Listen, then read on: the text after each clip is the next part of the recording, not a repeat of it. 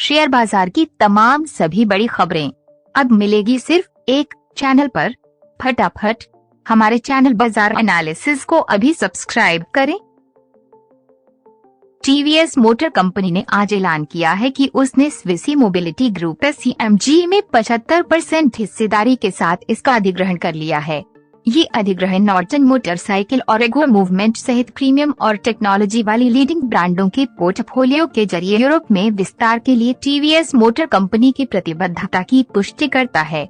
इन कंपनियों को भी टीवीएस ने हाल ही में अधिग्रहित किया था। SEMG डच क्षेत्र के भीतर ई मोबिलिटी सॉल्यूशन मुहैया कराने वाली एक बड़ी कंपनी है। ये कंपनी स्विट्जरलैंड में सबसे बड़ी pure play bike retail chain Amway को चलाती है, जिसका रेवेन्यू लगभग 100 मिलियन अमेरिकी डॉलर 753 करोड़ रुपए है। कंपनी के पास एक famous Swiss mobility brand portfolio है, जिसमें सिलो, सिंपल, अलिग्रो और जेनिथ बाइक्स शामिल हैं। अपने बड़े फिजिकल नेटवर्क और ई-कॉमर्स प्लेटफॉर्म के 2 ऑनलाइन प्लेटफॉर्म और 31 फिजिकल स्टोर्स के साथ जोड़कर SEMG वर्ल्ड लेवल पर कस्टमर को आसान एक्सपीरियंस देती है। ब्रोकरेज फर्म जलवन ने अडानी विल्मर के IPO को सब्सक्राइब करने की सलाह दी है। ब्रोकरेज ने कहा, कंपनी के वैल्यूएशन की बात करें तो ऊपरी प्राइस बैंड पर इसका TTM/PE करीब 37.6 गुना बैठेगा, जो वाजिब नजर आता है। खास तौर से ये देखते हुए कि वित्त वर्ष 2019 से 2021 के दौरान कंपनी का मुनाफा और आमदनी क्रमशः 13% और 39% बढ़ा है। बजट से पहले अगर अपने पोर्टफोलियो के लिए किसी क्वालिटी शेयर की तलाश में हैं, तो power transmission tower manufacturer company KC international एक अच्छा ऑप्शन हो सकता है। कंपनी की ऑर्डर बुक पोजीशन काफी अच्छी है और कंपनी पावर सेक्टर की एक लीडिंग EPC कॉन्ट्रैक्टर है। मार्केट एक्सपर्ट अम्बरीश बलिग्गा ने अपने बजट पिक में इस शेयर पर खरीदारी की सलाह दी है।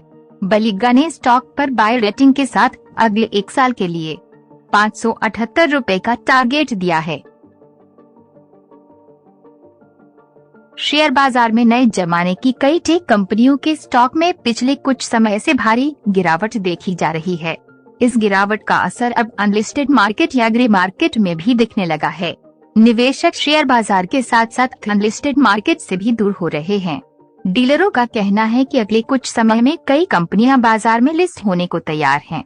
हालांकि इसके बावजूद अनलिस्टेड मार्केट में इन शेयरों की ट्रेड वॉल्यूम में तेज गिरावट आई है, जो निवेशकों की कम होती दिलचस्पी को बताता है। दैनिक उपयोग का सामान बनाने वाली कंपनी कोलगेट-पाल्मोलिव इंडिया लिमिटेड का शुद्ध लाभ चालू वित्त वर्ष की तीसरी तिमाही में 1.6% बढ़कर 252.33 करोड़ रुपए पर पहुंच गया।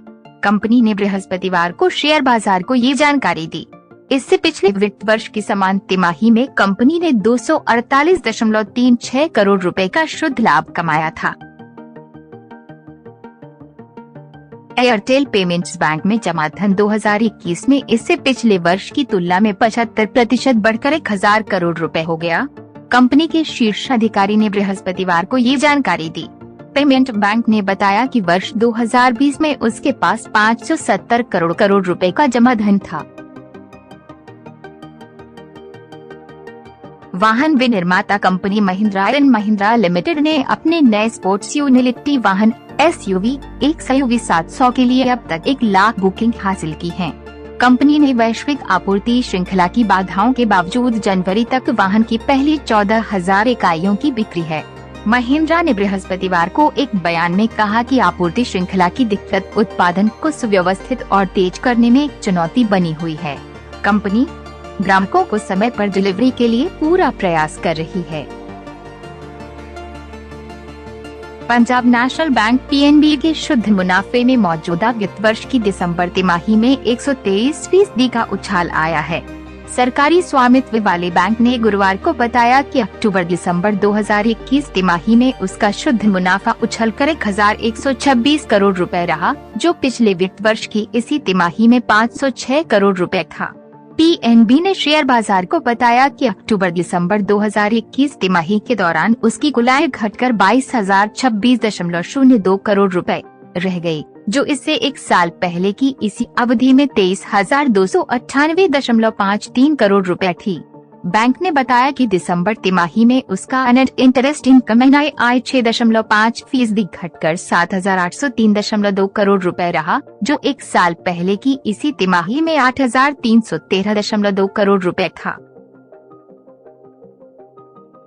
Larsen and Toubro infotech Larsen and Toubro infotech LTI ने गुरुवार को कहा कि उसने 5G के क्षेत्र में सहयोगी अनुसंधान के लिए IIT मद्रास के साथ पार्टनरशिप की है।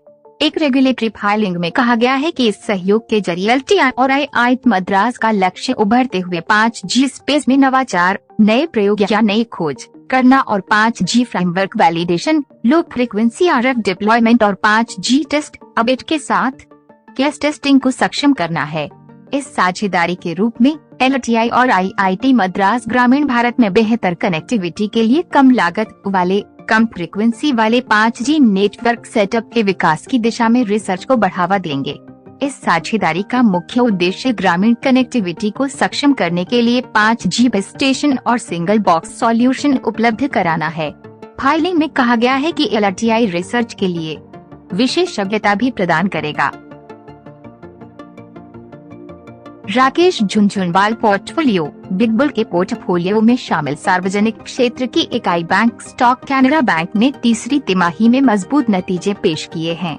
तीसरी तिमाही में कंपनी का मुनाफा सालाना आधार पर 115% के उछाल के साथ 6.96 अरब रुपए से बढ़कर 15.02 रुपए पर बढ़ गया है। केनरा बैंक के मुनाफे में इस जोरदार बढ़त की वजह इस तिमाही में बैंक के प्रोविजनिंग में आई कमी है। तीसरी तिमाही में बैंक की प्रोविजनिंग 42.10 अरब रुपए से घटकर 22.45 अरब रुपए पर आ गई है। मार्केट एक्सपर्ट्स का कहना है कि कोविड-19 संकट के कमजोर पड़ने के साथ ही बैंक अपनी प्रोविजनिंग घटा रहे हैं, जिससे उनके मुनाफे में तेज बढ़त देखने को मिल रही है।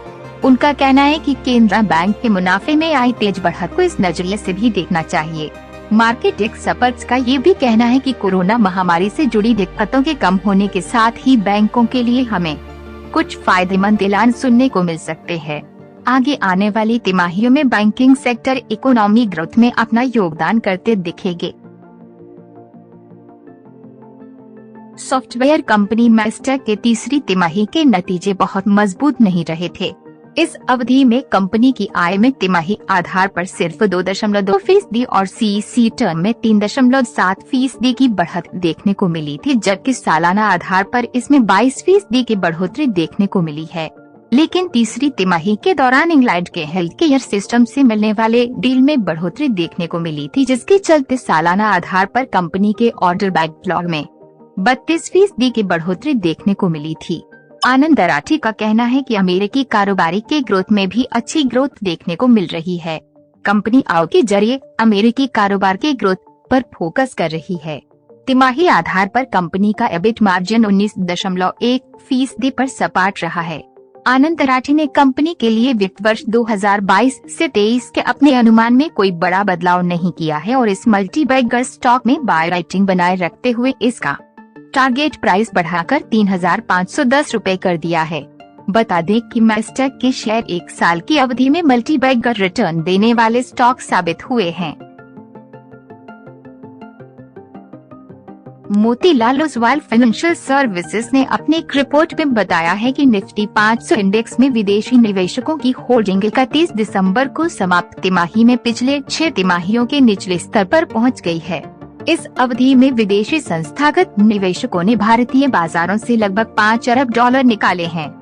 शेयर होल्डिंग डेटा के विश्लेषण से पता चलता है कि दिसंबर तिमाही में निफ्टी 500 कंपनियों में FPI की होल्डिंग सितंबर तिमाही के 21.5% से घटकर दिसंबर तिमाही में 20.9% पर आ गई है। ग्लोबल मार्केट की तुलना में भारतीय इक्विटीज के महंगे होने से जुड़ी चिंताओं के बीच निफ्टी 500 कंपनियों में लगातार चौथी तिमाही में FPI की होल्डिंग घटती दिखी है। भारतीय बाजार के वैल्यूएशन महंगे होने के चलते विदेशी निवेशक अच्छी कमाई की उम्मीद में दूसरे बाजारों का रुख करते नजर आए हैं। बता दें कि भारतीय बाजारों में आईए बिकवाली बाजार, कि उस आकलन के विपरीत रही हैं, जिसमें अंदाजा लगाया गया था कि चीन में सरकारी हस्तक्षेप के बढ़ने के साथ ही टेक्नोलॉजी शेयरों में आई बिकवाली की वजह से विदेशी निवेशक अब अपने फंड का रुख भारतीय बाजारों की तरफ मुड़ेंगे, लेकिन वास्तव में हमें कुछ ऐसा होता नजर नहीं आया। गौरतलब है कि विदेशी निवेशकों की अधिकांश बिकवाली फाइनेंशियल शेयरों में हुई है। दिसंबर तिमाही में इस सेक्टर के शेयरों में विदेशी निवेशकों की हिस्सेदारी 20 तिमाही के निचले स्तर पर पहुंच गई है और ये 35% पर रही है। बता दें कि 2 साल पहले इसी तिमाही में फाइनेंशियल शेयरों में विदेशी निवेशकों की हिस्सेदारी 45.2% पर थी। फाइनेंशियल सर्विसेज कंपनियों के अलावा विदेशी निवेशकों ने दिसंबर तिमाही में telecom, information technology, retail, cement, automobiles, metals और एनर्जी कंपनियों में अपनी हिस्सेदारी घटाई है। घरेलू इक्विटी मार्केट दूसरे एशियाई बाजारों से संकेत लेते हुए 27 जनवरी को जोरदार गोता लगाते दिखे। यूएस फेड की 26 जनवरी को आई मॉनिटरी पॉलिसी स्टेटमेंट के बाद निवेशक बाजार को लेकर नेगेटिव हो गए हैं, जिसके चलते आज ये भारी गिरावट आती दिखी है। 27 जनवरी यानी आज के सुबह के कारोबार में निफ्टी 280 यानी 1.06% तक फिसल गया और इसने 16,997 तक का स्तर छू लिया। वहीं BSE सेंसेक्स 826 अंक यानी 1.4% टूटकर 57,031 पर पहुंच गया। हालांकि अमेरिकी केंद्रीय बैंक ने फिलहाल अभी ब्याज दरों में कोई बदलाव नहीं किया है, लेकिन उसने कहा है कि जल्द ही ब्याज दरों में बढ़ोतरी करना बेहतर रहेगा। इसके अलावा यूएस फेड के चेयरमैन जेरोम पावल ने आगे चलकर मॉनिटरी पॉलिसी में और कड़ाई लाने के साफ संकेत दिए, जिससे निवेशकों में अफरा-तफरी फैल गई। मारुति सुजुकी का शेयर बेहतर नतीजों के बाद मंगलवार को 6.8% उछलकर सितंबर 2018 के बाद के सबसे उच्चतम स्तर 8,602.60 रुपए पर पहुंच गया। कंपनी ने पिछले साल अपनी लोकप्रिय स्विफ्ट सहित कुछ मॉडलों की कीमतें बढ़ाई ताकि बढ़ी हुई इनपुट लागत को कम करने में मदद मिल सके। इसी वजह से इसके मुनाफे में भी इजाफा हुआ। वहीं सेमीकंडक्टर की वैश्विक किल्लत के कारण उत्पादन धीमा होने के साथ कंपनी की गाड़ियों की मांग में कोई कमी नहीं थी और दिसंबर के अंत तक 2,40,000 ग्राहक गाड़ियों की डिलीवरी का इंतजार कर रहे थे। Thanks for watching. Share market से जुड़ी ताज़ा जानकारी और डेली मार्केट एनालिसिस के लिए हमारे चैनल बाजार एनालिसिस के सब्सक्राइब बटन और बेल आइकॉन को दबाना ना भूलें। धन्यवाद।